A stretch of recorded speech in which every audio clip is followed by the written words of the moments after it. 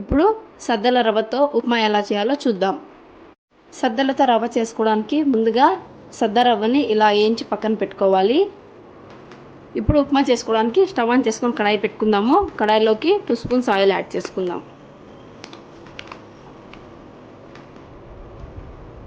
Oil వేడెక్కింది. ఆయిల్లోకి కొంచెం ఆవాలు, జీలకర్ర వేసుకుందాము. అలాగే కొంచెము శనగపప్పు, 1 స్పూన్ మినపప్పును కూడా యాడ్ చేసుకుందాం. పోపు దినుసులు బాగా వేగాయి కదా, ఇందులోకి సన్నగా కట్ చేసి పెట్టుకున్న బీన్స్, అలాగే 1/2 క్యారెట్, 2 పచ్చిమిరపకాయలు, 1 ఆలుగడ్డ, కొంచెం ఆనియన్స్ ఇవన్నీ వేసి మెత్తబడేంత వరకు బాగా వేసుకుందాం. అలాగే వెజ్జెస్లోకి 2 రెమ్మల కరివేపాకును కూడా యాడ్ చేసుకుందాం.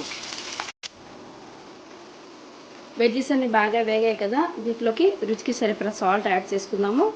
అలాగే 1 కప్పు సజ్జ రవ్వకి 2 కప్పుల వాటర్ని యాడ్ చేసుకుందాం. ఈ వాటర్ బాగా బాయిల్ అవ్వాలి. వాటర్ బాగా బాయిల్ అవుతున్నా కదా, ఈ టైంలో మనం తీసుకున్న సజ్జ రవ్వని కొంచెం కొంచెంగా యాడ్ చేసుకుంటూ మిక్స్ చేసుకుందాం. స్టవ్ లో ఫ్లేమ్లో పెట్టుకొని రవ్వ అంతా బాగా ఉడికేంత వరకు బాగా ఉడికించుకోవాలి. చూడండి, సజ్జ ఉప్మా ఎంత బాగా ఉడికిపోయిందో. ఇప్పుడు స్టవ్ ఆఫ్ చేసి బౌల్లో సర్వ్ చేసుకుందాం. చూడండి, వేడి వేడి సజ్జ ఉప్మా రెడీ. ముందుగా బీట్రూట్ పులావ్ చేసుకోవడానికి ఒక బీట్రూట్ని ఇలా మిక్సీలో పేస్ట్ చేసి పెట్టుకోవాలి. అలాగే 1 గ్లాస్ బియ్యాన్ని 2 సార్లు బాగా వాష్ చేసుకొని ఒక 1/2 అవర్ ముందుగా నానబెట్టి పెట్టుకోవాలి. అలాగే మిల్ మేకర్ని తీసుకొని హాట్ వాటర్లో ఒక 15 నిమిషాల ముందుగా నానబెట్టి పెట్టుకోవాలి. ఇప్పుడు బీట్రూట్ పులావ్ చేయడానికి ముందుగా స్టవ్ ఆన్ చేసి కుక్కర్ పెట్టుకుందాము. కుక్కర్లోకి 2 స్పూన్స్ ఆయిల్ వేసుకుందాం.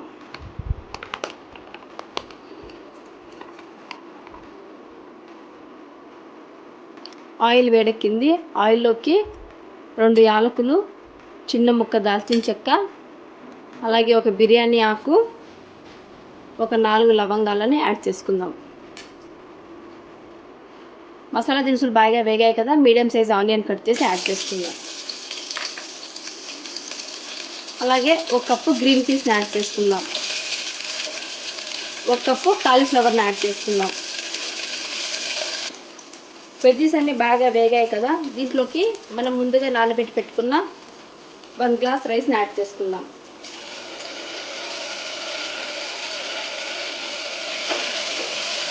అలాగే మనం ముందుగా పేస్ట్ చేసి పెట్టుకున్న బీట్రూట్ ఉంది కదా, ఈ బీట్రూట్ని యాడ్ చేసుకుందాం.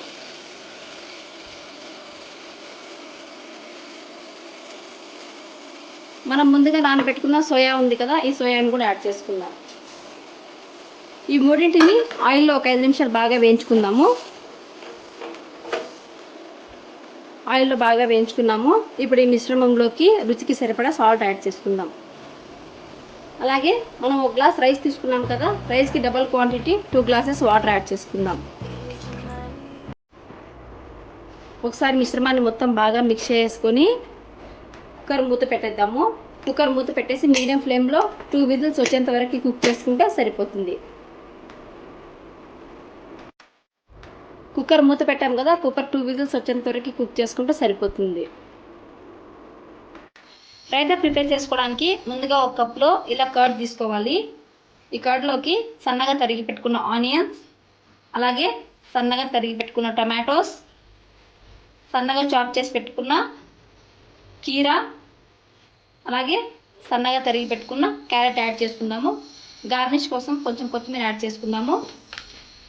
రుచికి సరిపడా సాల్ట్ యాడ్ చేసుకోండి. అలాగే కొంచెం పెప్పర్ పౌడర్, ఇవన్నీ వేసి బాగా మిక్స్ చేసుకోవాలి. చూడండి, రైతా రెడీ. ఇప్పుడు ఫ్రూట్ కస్టర్డ్ ఎలా చేయాలో చూద్దాం.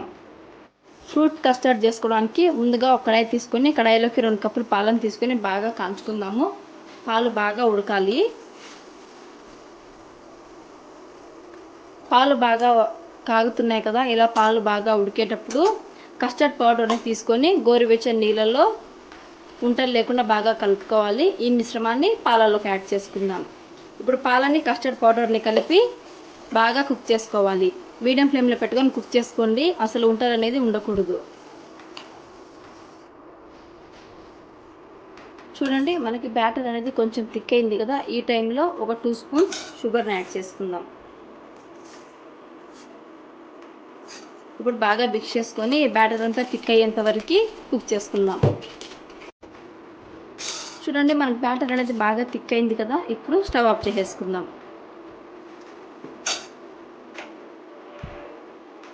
ఈ మిశ్రమం రెడీ అయిపోయింది కదా, దీన్ని 1 గంట నుంచి 2 గంటల పాటు ఫ్రిడ్జ్లో పెట్టుకుందాం.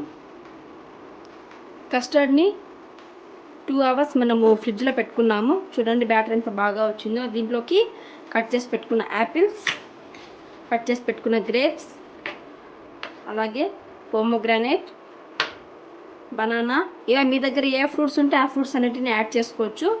ఒకసారి బాగా మిక్స్ చేసుకుందాం.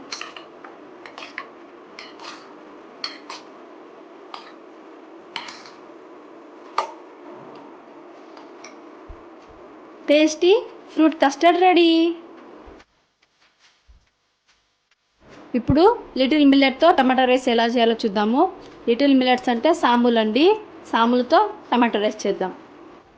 ముందుగా టమాటా రైస్ చేసుకోవడానికి స్టవ్ ఆన్ చేసి కుక్కర్ పెట్టుకున్నాము. కుక్కర్లోకి 2 స్పూన్స్ ఆయిల్ వేసుకుందాం. ఆయిల్ వేడెక్కింది. ఆయిల్లోకి కొంచెం పచ్చెనగపప్పు, అలాగే కొంచెం మినపప్పు, ఆవాలు, జీలకర్ర వేసుకుందాం. తాలింపు దినుసులు బాగా వేగాయి కదా, దీంట్లోకి సన్నగా కట్ చేసి పెట్టుకున్న ఒక ఆనియన్ యాడ్ చేసుకుందాం. అలాగే 2 రెమ్మల కరివేపాకు, 2 పచ్చిమిర్చి వేసుకుందాం. ఆనియన్స్ బాగా వేగాయి. ఈ మిశ్రమంలోకి చిటికెడు పసుపు వేసుకున్నాము. అలాగే రుచికి సరిపడా సాల్ట్ యాడ్ చేసుకున్నాము. 1 స్పూన్ కారం వేసుకుందాం. ఈ మిశ్రమాన్ని ఒకసారి బాగా మిక్స్ చేసుకొని దీంట్లోకి ముందుగా కట్ చేసి పెట్టుకున్న టమాటోస్ని యాడ్ చేసుకుందాం.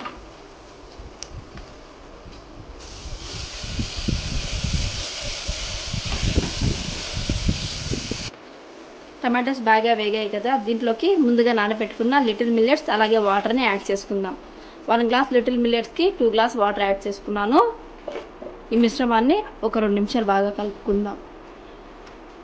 ఈ టైంలో ఒకసారి సాల్ట్ని చెక్ చేసుకోండి. సాల్ట్ కరెక్ట్గా సరిపోయినట్లయితే మూత పెట్టేసుకొని మీడియం ఫ్లేమ్లో 2 విజిల్స్ వచ్చేంత వరకు కుక్ చేసుకోండి. చూడండి కుక్కర్ విజిల్ చల్లారింది, ఓపెన్ చేశాను. సాములతో టమాటో రైస్ ఎంత బాగా రెడీ అయిందో. ఇప్పుడు బౌల్లోకి సర్వ్ చేసుకుందాం. చూడండి tasty tomato rice ready. Raita prepare చేసుకోవడానికి ముందుగా ఒక కప్లో ఇలా కర్డ్ తీసుకోవాలి. ఈ కర్డ్లోకి సన్నగా తరిగి పెట్టుకున్న ఆనియన్స్, అలాగే సన్నగా తరిగి పెట్టుకున్న టమాటోస్, సన్నగా చాప్ చేసి పెట్టుకున్న కీరా, అలాగే సన్నగా తరిగి పెట్టుకున్న క్యారెట్ యాడ్ చేసుకుందాము. గార్నిష్ కోసం కొంచెం కొత్తిమీర యాడ్ చేసుకుందాము. రుచికి సరిపడా సాల్ట్ యాడ్ చేసుకోండి. అలాగే కొంచెం పెప్పర్ పౌడర్, ఇవన్నీ వేసి బాగా మిక్స్ చేసుకోవాలి. చూడండి రైతా రెడీ.